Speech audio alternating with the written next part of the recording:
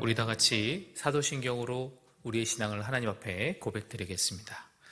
전능하사 천지를 만드신 하나님 아버지를 내가 믿사오며 그 외아들 우리 주 예수 그리스도를 믿사오니 이는 성령으로 잉태하사 동정녀 마리아에게 나시고 본디오 빌라도에게 고난을 받으사 십자가에 못 박혀 죽으시고 장사한 지 사흘 만에 죽은 자 가운데서 다시 살아나시며 하늘에 오르사 전능하신 하나님 우편에 앉아 계시다가 죄로서 산 자와 죽은 자를 심판하러 오시리라. 성령을 믿사오며 거룩한 공예와 성도가 서로 교통하는 것과 죄를 사하여 주시는 것과 몸이 다시 사는 것과 영원히 사는 것을 믿사옵나이다. 아멘.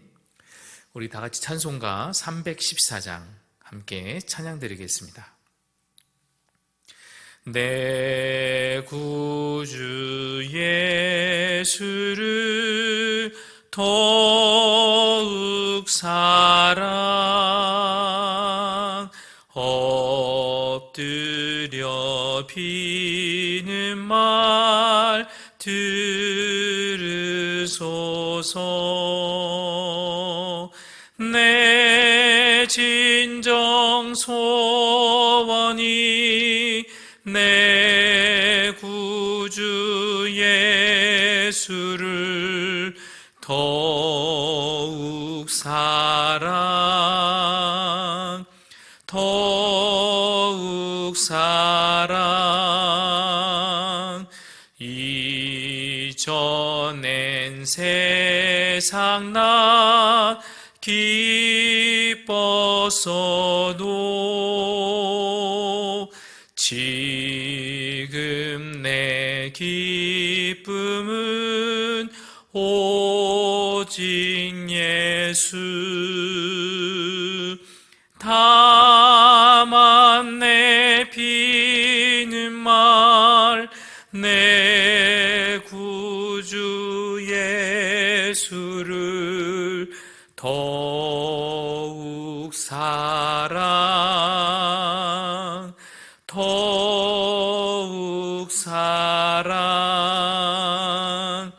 이 세상 떠날 때 찬양하고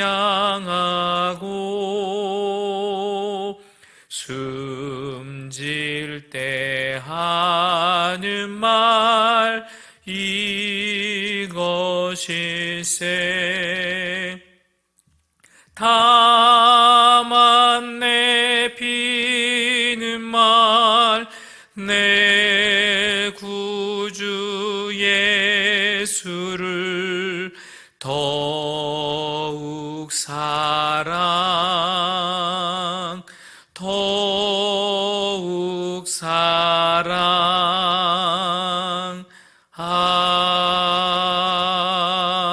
아멘.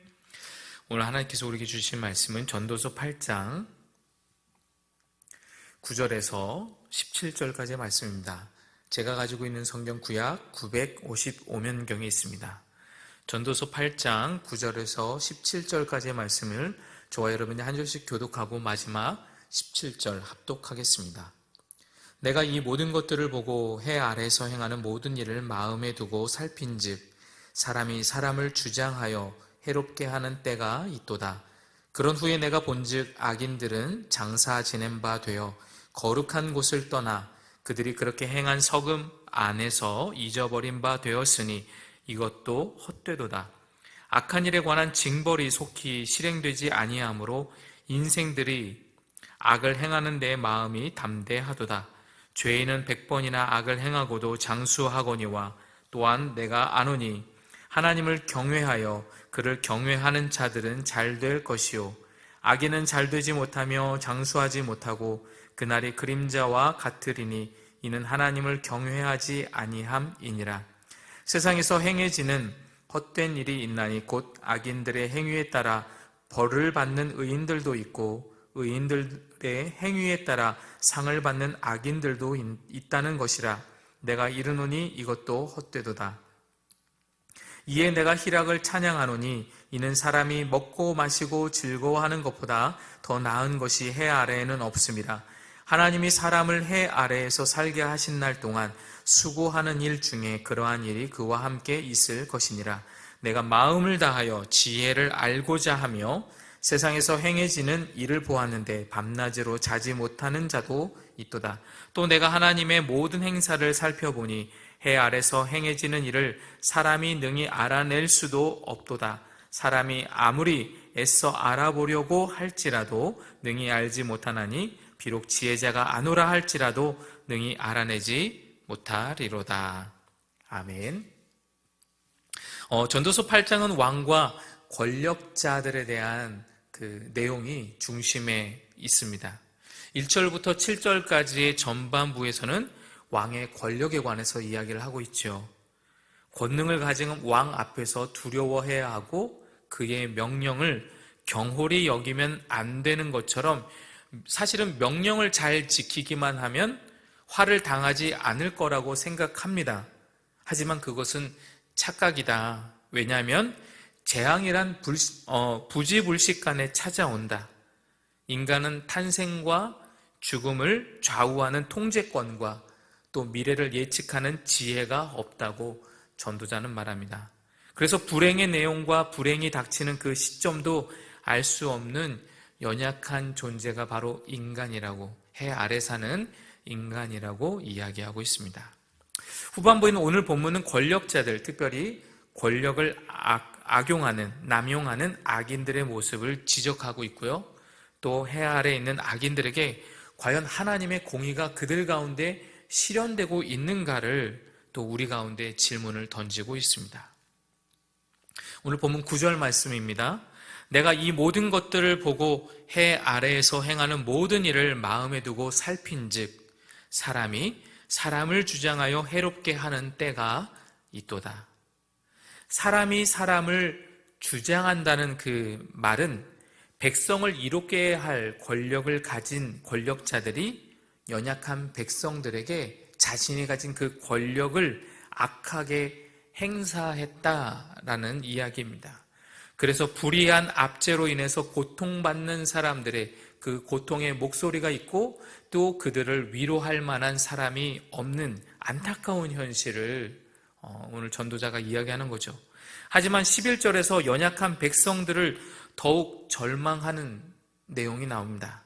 악인들은 장사 지낸 바 되어 거룩한 곳을 떠나 그들이 그렇게 행한 성읍 안에서 잊혀진 바 되었으니. 이 11절을 세번역 성경은 이렇게 기록하고 있습니다. 나는 악한 사람들이 죽어서 무덤에 묻히는 것을 보았다. 그런데 사람들은 장지에서 돌아오는 길에 그 악한 사람들을 칭찬한다. 그것도 다른 곳이 아닌 바로 그 악한 사람들이 평소에 악한 일을 하던 바로 그 성읍에서 사람들은 그들을 칭찬한다. 이런 것을 보고 듣노라면 허탈한 마음을 가눌 수 없다. 여기 전도자가 말한 거룩한 곳은 바로 예루살렘을 말합니다. 악인들은 죽어서도 거룩한 곳에 매장지가 예정되어 있고 또 장례 이후에 그들을 향한 칭찬은 남지만 그들이 행했던 악한 일들은 잊혀지는 것을 보았다라고 말합니다. 반대로 의인들은 그들을 기억할 만한 매장지도 없고 그들이 행했던 의로움도 모든 사람들에게서 잊혀진다는 것이 이 전도자의 허무함인 거죠. 전도자는 이미 2장에서 지혜로운 사람이나 어리석은 사람들이 죽음이라는 현실 앞에서 공평한 것이 허무하다라고 말한 적이 있습니다. 하지만 악인과 의인이 받는 상급이 이렇게도 불공평한가? 이렇게 이해되지 않은 현실에 화가 나는 것만 같아 보입니다. 11절입니다. 게다가 악한 일에 관한 징벌이 속히 시행되지 아니하므로 인생들이 악을 행하는 데에 마음이 담대하도다 라고 기록하고 있어요. 왕이나 권력자들이 그 악한 이들을 재판하고자 하는 마음도 가지고 있지 않고 하나님께서도 오래 참으시는 것이 아니라 오히려 악인들에 대해서 무관심해 보이는 것처럼 오늘 본문은 보여집니다. 그러므로 악을 행하는데 마음이 담대하도다. 여기서 담대하도다라는 이 단어의 어원을 찾아보면 충만하다, 또 가득 차다라는 뜻을 가지고 있습니다. 즉, 이 악인들의 행태가 점점점 더 뻔뻔해지고 더 가증되고 있다는 것을 나타내는 거죠. 그러니까 이전보다 훨씬 더 양심의 가책도 없이 더 많은 죄를 짓고 있다는 것이 오늘 성경이 말하는 바입니다. 12절, 13절입니다. 우선 13절, 우리가 알고 있는 율법서들, 모세오경, 그리고 잠언에도 하나님을 경외하는 사람들과 달리 악인은 잘 될 수가 없고 또 장수도 하지 못하고 갑작스런 죽음을 맞이할 것이다. 그러니까 그들의 인생의 결말이 결국은 그림자와 같을 것이다, 한순간일 것이다 라고 보편적으로 말하지만 지금 전도자가 말하고 있는 이 현실의 세계에서는 꼭 그렇지 않다는 거예요. 그래서 12절에 악인들은 100번을 잘못해도 장수하는 예외적인 일이 있다라고 말하고 있습니다. 14절, 악인들이 받아야만 할 비참한 운명이 오히려 의인들에게도 나타납니다. 그리고 의인들이 받아야 할 상급이 오히려 악인들에게 나타나기도 하는 거죠. 전도자는 이런 뒤틀린 현실이 너무나도 싫고 화가 나지만 결코 절망하지는 않겠다, 절망해서는 안 된다라고 이야기하고 있습니다. 15절, 그래서 나는 희락, 바로 기쁨을 찬양하겠다라고 선언합니다. 세상이 왜 이 모양 이 꼴인지, 또 내 처지만 보더라도 참 우울하고 또 아무것도 하고 싶지 않고 열심히 해봐야 소용없다고 하면 절망에 빠질 수밖에 없다. 하지만 나는 하나님이 삶에 주신 기쁨, 즉 지금 내 삶에 가장 가까이에 있는 사람들과 함께 먹고 마시고 즐거워하는 데에 나는 감사하겠다라고 말하는 것이 전도자의 고백인 거죠. 그것이 하나님의 백성들이 해 아래서 살아야 하는 믿음의 삶이기 때문입니다.